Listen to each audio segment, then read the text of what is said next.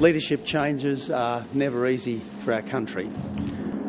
My pledge today is to make this change as easy as I can.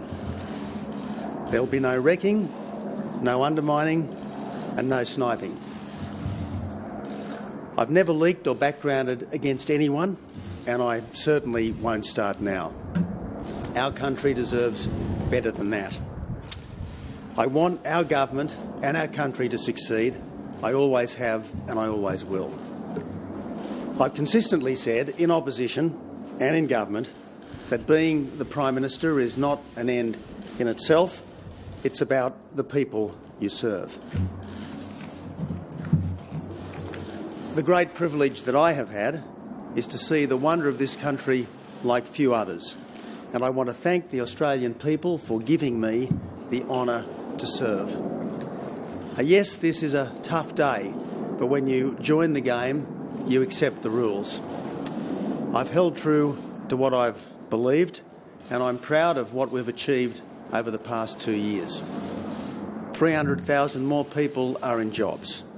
Labor's bad taxes are gone. We've signed free trade agreements with our largest trading partners, with Japan, with Korea and with China. The biggest infrastructure program in our country's history is underway.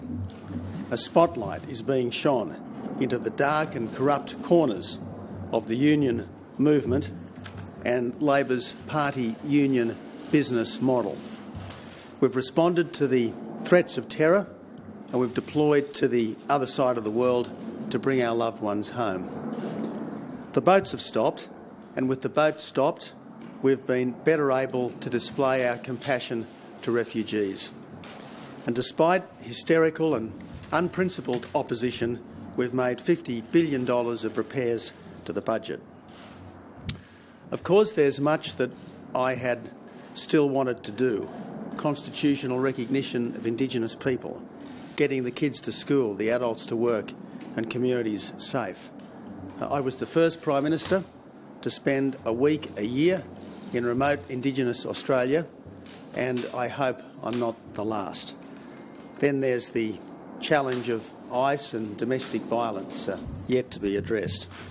Australia has a role to play in the struggles of the wider world, the cauldron of the Middle East and security in the South China Sea and elsewhere. I fear that none of this will be helped if the leadership instability that's plagued other countries continues to taint us. But yes, I am proud of what the Abbott government has achieved. We stayed focused despite the white-anting. Of course, the government wasn't perfect. We have been a government of men and women, not a government of gods walking upon the earth.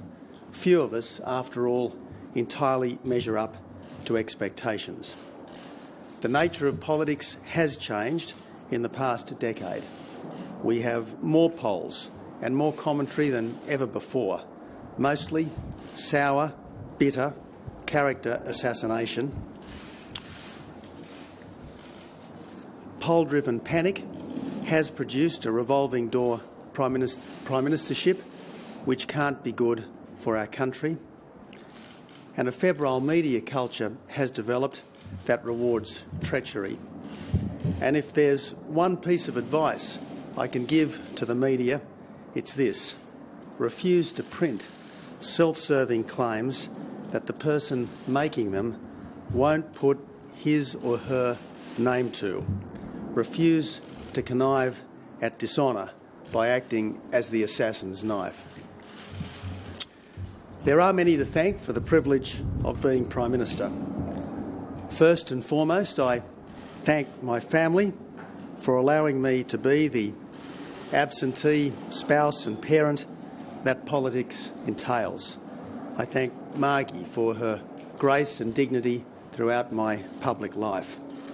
I thank my party for the privilege of leading it. I thank the armed forces who are serving our country and defending our values, even as we speak. I thank my staff who have been absolutely unceasing in their devotion to our party and our country, especially my Chief of Staff who has been unfairly maligned by people who should have known better. Finally, I thank my country for the privilege of service. It is humbling to lose, but that does not compare to the honour of being asked to lead. In my maiden speech here in this Parliament, I quoted from the first Christian service ever preached here in Australia. The Reverend Richard Johnson took as his text, "What shall I render unto the Lord for all his blessings to me?" At this, my final statement as Prime Minister, I say, I have rendered all and I am proud of my service. My love for this country is as strong as ever, and may God bless this great Commonwealth. Thank you.